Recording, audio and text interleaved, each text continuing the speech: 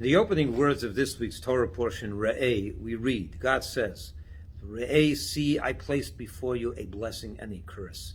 The blessing, Asher Tishmu, that you will listen and heed the voice of God, the Aklola, and the curse, if you will not, Imleis Tishmu, if you will not heed and follow the ways of God.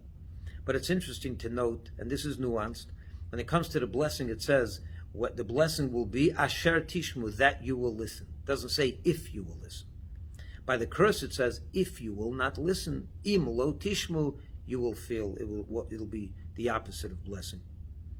And of course, the question is, why isn't it consistent? And I'd like to suggest that when it comes to curse,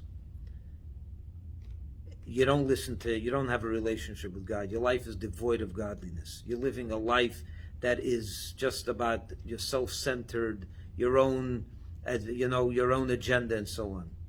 Your own pursuit of happiness, as we call it here in America. If it's devoid of godliness, you may not feel right away that it's a cursed life. You may not feel right away that there's emptiness. But sooner or later, you're going to feel, wait a minute, there's got to be more to this. This can't be it. There has to be more to life than just another dollar, another pleasure, another cruise, another vacation. By the blessing, when you listen to God, when you have a relationship with God, you're living a godly life, the blessing is immediate. The blessing is in that lifestyle itself.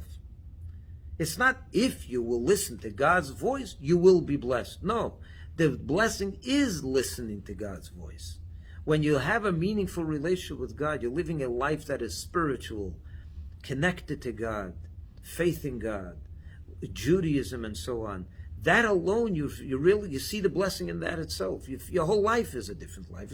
It's a pleasurable life. It's a meaningful life. It's a happy life.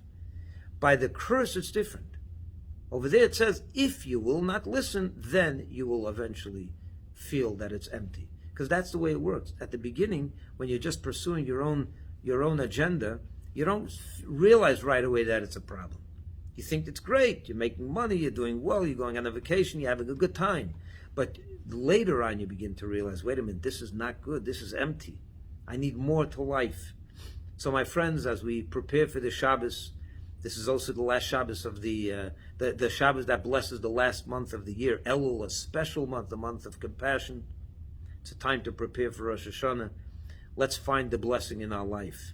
The blessing is that you do a little more Shabbos, you do a little more tzedakah, you do a little more Torah learning, you do a little more prayer, you do a little more for another person. The connection to God itself, that's the blessing. It's instant. It's instant gratification. You feel right away contentful, you feel very happy. Not so when it comes to the other way. So, may you be blessed, add some Torah, add some Judaism into your life, and see the blessing of God. Shabbat Shalom.